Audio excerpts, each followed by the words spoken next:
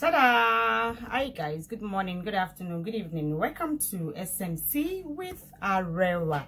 Guys, I hope you're fine.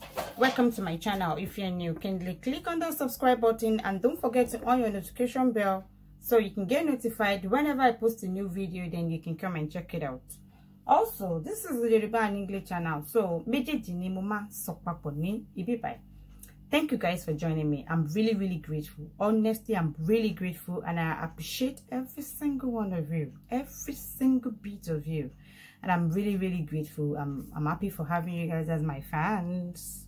Don't forget, for any adverts, any sponsorship, or any donation to this channel, my contact is going to be down below in the description box and also in the comment section area. At the moment, we are running a promo on the advertisement on all our social media platforms. So don't hesitate to contact me down below.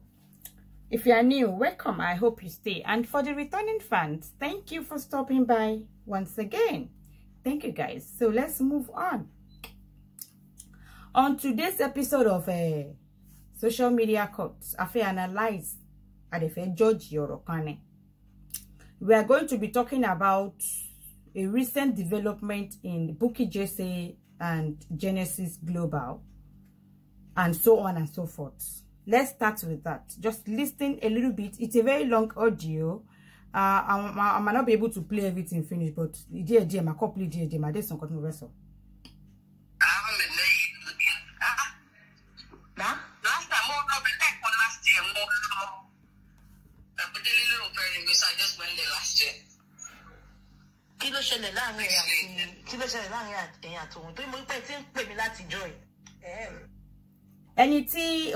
The woman speaking there is called Oluwaseyi Ajanoko, speaking to Bukky Jesse. Okay. Somehow I got to be the friend of Sola, okay? What you say Sola, okay? Also there. Oh, that. Oh, yeah. Oh, you're Sola, okay. Okay. Yeah, so that's why I'm going to select Mama Lolo. London, I'm going to select him. I'm going to select Mama Lolo. Not to actually, they actually, Yawoga. So Yawoga, I want to. Think about it. You think about it. That video is very long. I'm just going to short it. If you want the full version, you can contact me. The video is very long. So, Teba Fair full, contact me.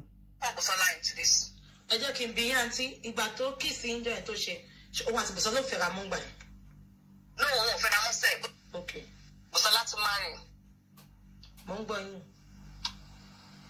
So, okay, no problem. Let's talk to Busola. Let Busola. I'm going to Busola Maso. Get it low. When they was my advice and my point, money joker, money shine your eyes. The book be my godfather. In your white job, your worker. In your loss of shit, why would I be giving you for no for why would I be giving us a bit of other things? Someone should get it more point. So I wait and to my lights on Lara. Oh, my phone, oh, my mom. Let's me share now. No, we just told you couldn't fail you to you shut to the flash to flag the letter. Answer me, and will buy she wants to see. She don't want to see. Oh, ever we pay the same family, we will not see an explanation from him. Yeah, see me, my phone will text him and said, until February. I just say, if it's a having cotton shell, Simon Sheffy. Share with people intentionally. Share a part of the party. If it's a story. So you're gripping here. Open some of me, okay. You okay, well, be much as a way bathroom, not matter, which you want bathroom, you didn't want to have seven. What the can you buy? You now. What you roof and what you put that room. Oh, God, this is going to kiss you, Kitty. What's a bathroom? Eh, but I want bed. It's a mobile bar. Let me go and defend you. But I'm not using my little you let me know if you convey alone. Until they do not. So, all bad boy girls in some color condom. Jesus Christ. Apparently. Share what to buy a bill. So, don't know, yeah, walk a cassini. tí ẹ ti ní òun náà wà lára tó wá di létà tọrọ ẹ tó ní ẹ kẹ́ni òde padà sọ́dọ̀ ọkọ ẹ̀ báwọn padà jọ àsọ̀wò rẹ̀ bí Bùsọ́lá bá. Now ṣe rí gbogbo ọ̀rọ̀ tí ẹ bá wa gbọ́ yìí honestly ọ̀rọ̀ yẹn long gan. I'm not going to be able to play it from beginning to the end. Like I said, tẹ́ bá fẹ́ full package ke contact me, ma send ẹ sí yín láti gbọ́ gbogbo ẹ̀ tó ń ṣẹlẹ̀. Gbogbo yín lẹ ti gbọ́ ìgbà tí mo announce pé mo need blogger. So bá mi blog Délé because one blog X me. Now mo sanwó fún blogger one blog ẹ̀. Délé Genesis Esabod àti gbogbo àwọn ọmọ ẹ̀yẹn. Ó wá ń turn story yẹn round. Wọ́n sọ pé àṣírí mi ti tú.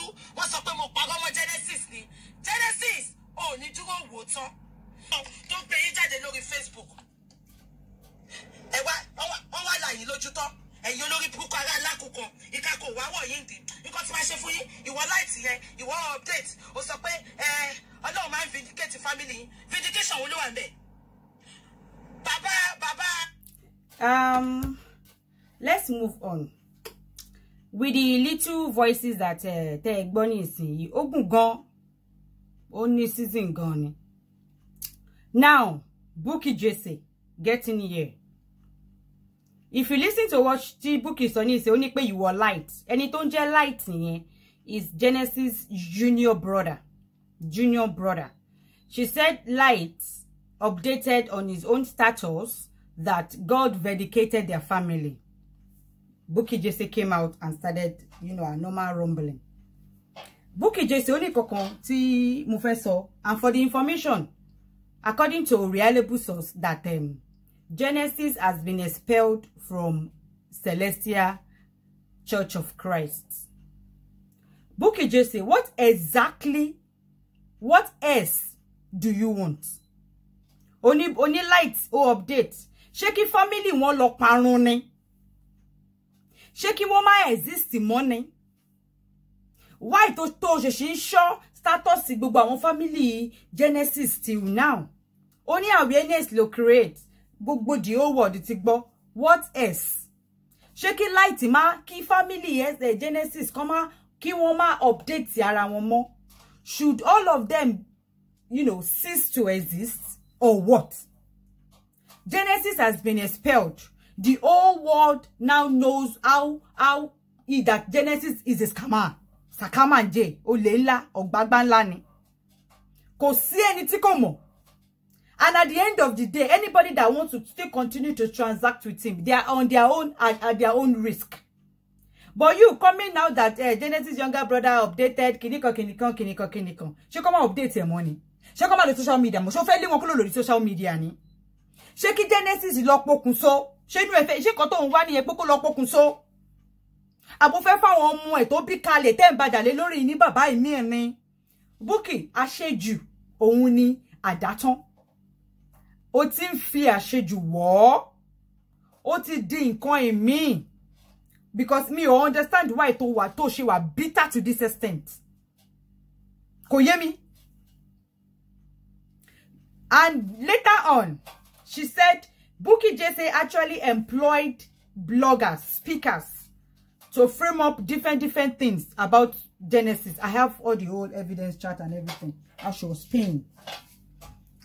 Now, she's equally telling us that some Genesis paid some bloggers to be blogging about her. She paid some bloggers to be blogging about Genesis.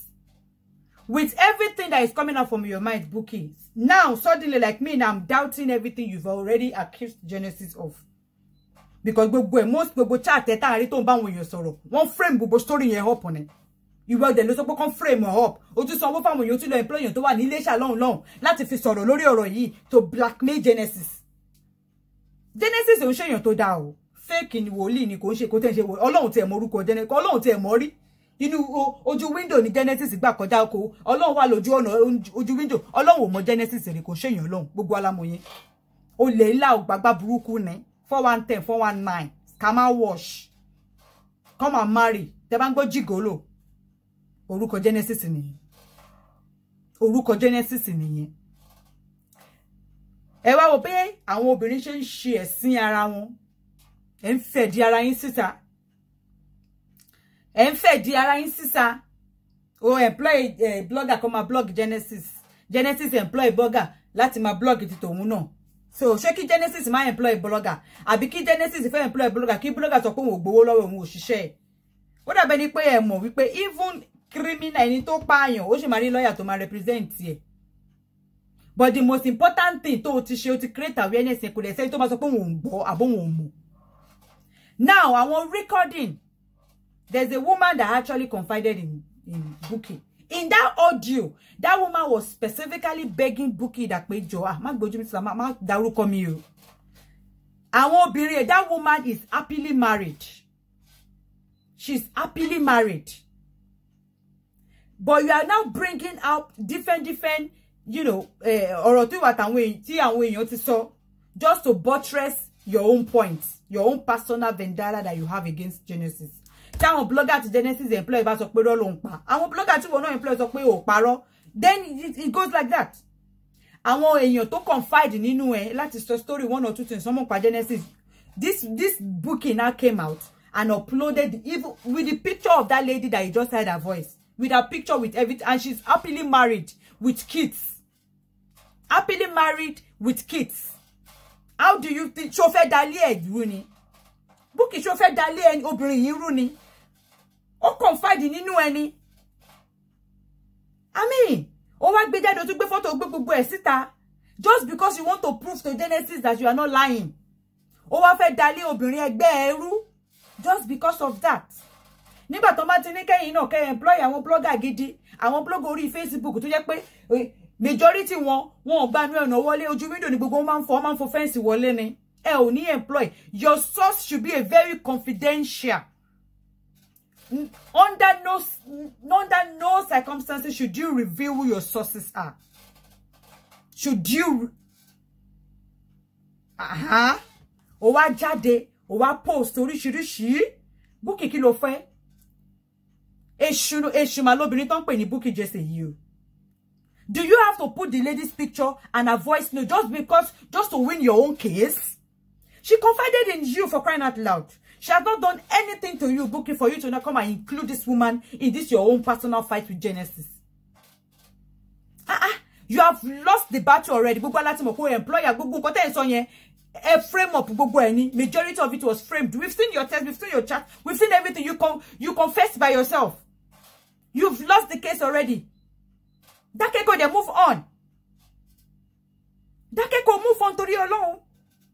You have lost the battle already, and you don't want to accept it. You are looking for something to say, to say you are right, or you are not wrong. Lady yẹn fúnra rẹ̀ go tún sọ wípé òun ọgọ́ ló tún sọ fún nǹkan kóhun tún parọ́ nínú àwọn nǹkan ẹ̀mí tó tí ó ń sọ. Ó ní ìwọ ló tún sọ fún òun. Ìwọ dẹ̀ ní ìwọ ló pa, ìwọ ló kún, ìwọ ló jẹ́, ìwọ ló ṣe gbogbo ẹ̀. Frame up oríṣiríṣi story. If everything you are accusing him of is true, why do you need to frame it up? Why do you need to employ people to start framing stories, to write stories, to create scripts from nowhere? Why do you need to do all that? Why do you need to go to that extent? Why? Ṣé kí Genesis lọ pokùnso ni? Ṣé ó fẹ́ ṣe bàbá fáwọn ọmọ tó dá alẹ́ ni? Gbogbo aláti mọ̀ pé ó lè ní, a mọ̀ pé ó lè ní, dispute. Kò ń ṣe èèyàn Ọlọ́run tí ẹ̀ mọ̀ rí gan ni. Èèyàn lẹ́ńlẹ́dẹ̀ ni kò tẹ́ńbọ̀lì tó fẹ́ fà wálé ojú ilẹ̀ ńlẹ̀ ló wà tẹ̀lé torí Ọlọ́run tẹ̀ gbé. Ọlọ́run kọ́ ló pè é, Ọlọ́run mọ nọ́mbà ẹ̀. Kò mọ̀ rí, kò rí rí gan. Débi kó fẹ́ pè é. Everybody that awareness has been on and stapled, and Celestia have actually expelled him. What else do you want? What else? Ló tún fẹ́?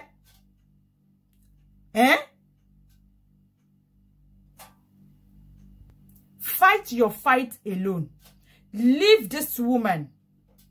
Ẹ wá ń tú àṣírí ara yín. Ìyẹn náà lórí phone.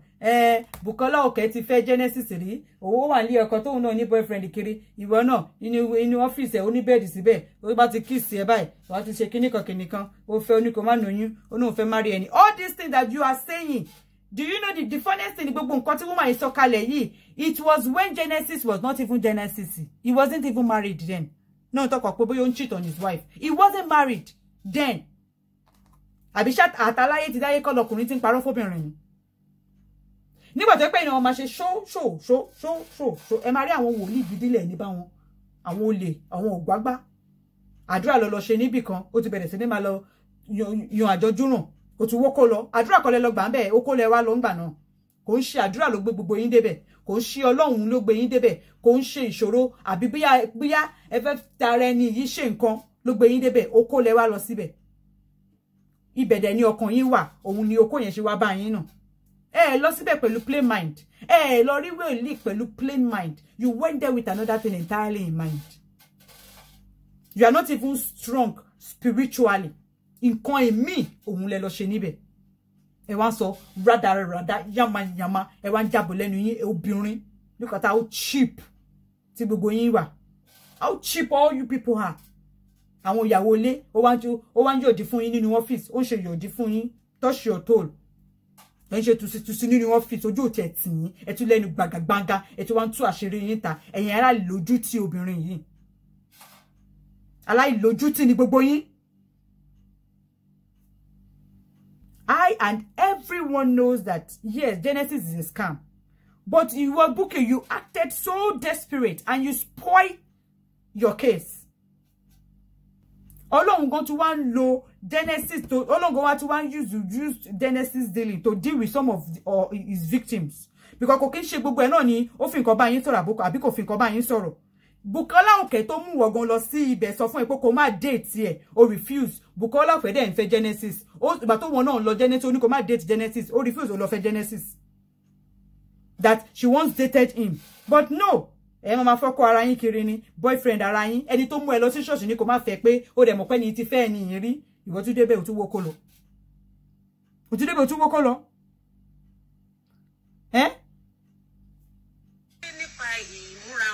ṣe rò pé ISIS ni wọ́n ní àbí ẹ̀rí àrídájú. ìmúra wọn ìkíní ìkejì àwọn Fúlàní X-Men wọn kàn máa wọṣọ wọn máa gbọ́ pàdá ní wọ́n dẹ̀ máa gbébọn kọ́rùn. ṣé àwa lè fi mọ àwọn máa wéra wọn pé ọ̀rọ̀ yẹn àti nǹkan tí ẹ̀yin sọ pé ẹ̀ bí nísìnyí ṣé àdìsọ́kò jọra wọn. àwọn èkó.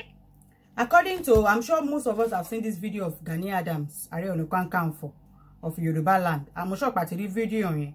On sọ nípa àwọn kan wọ́n ti kó wọlé sílẹ̀ Yorùbá Òkè Ògùn ní Igbó Ọ̀rà kìnnìkan ló ń sọ nínú fídíò náà. Ẹ jọ̀ọ́ ọjọ́ kìíní àná mo sọ wípé tán bá ti Ààrẹ Ọ̀nà Kakanfò tán fún bàbá wa Gani wàláì Sunday Igboho ló yẹ kán gbé e fún.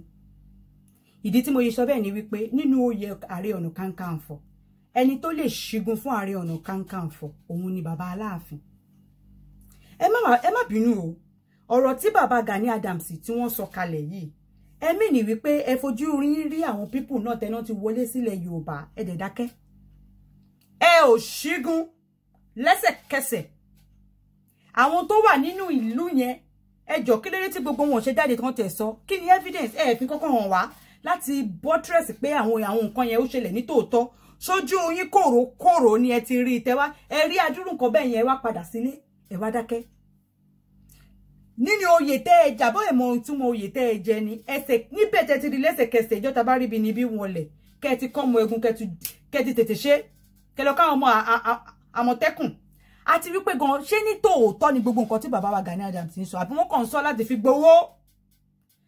gbowó because à ń gbọ́ fìrìfìrì 5 billion naira kan tí bàbá ń gbà ẹ wà níbì kan ẹ̀rí ní Igbó Ọ̀rà àwọn Fúlàní ti kóra wọn wọlé pẹ̀lú kìnnìkan ẹ wá padà sílé ẹ bẹ̀rẹ̀ sí ní máa jagun bẹ̀ lẹ́sẹ̀kẹsẹ̀ torí òye tẹ́ ẹ jẹ nìyẹn ẹ wá dákẹ́ ẹ wá ṣe kíni ẹ wá dákẹ́ gbogbo ẹ̀yin tẹ́ ẹ dẹ̀ wà nínú gbogbo ìlú tí Gani Adams ti dálé yìí ẹ jọ̀ọ́ ṣé tòótọ́ ni ẹ̀yin náà wá dákẹ́ ẹ wá wà ń bẹ̀ ẹ ń sùn ẹ ń jí ẹ ń jẹun ọkàn yín balẹ̀ ní nǹkan tí Gani Adams ti jọ tó bá jẹ́ pé tòótọ́ ni o tó bá jẹ́ pé tòótọ́ ni o because èmi ò rí kókó Gani Adams báyìí gbogbo yín tẹ́ wá ń lu yẹn ẹ wá fún iná sórí òrèlé sàn bí báwọn Yorùbá ṣe ń pòwe yẹn gbogbo yín ẹ wá dáde kẹ́ ẹ sọ àwárí traces ẹ wá rí kámẹ́rà ẹ wá rí picture àbí fídíò àbí kankan gbogbo yín dẹ̀ dákẹ́ síbẹ̀ ẹ ń sùn ẹ ń jí gbogbo ìlú tí bàbá Gani Adams ń dárúkọ ni mò ń sọ o ni mò ń sọ o bàbá Gani Adams tó náà tún wá rí gbogbo nǹkan bẹ́ẹ̀ ni wọn kọ́ ọmọ ogun lẹ́sẹ̀kẹsẹ̀ kan bẹ̀rẹ̀ sí ní lọ jàjà yẹn torí oyè tó ń jẹ nìyẹn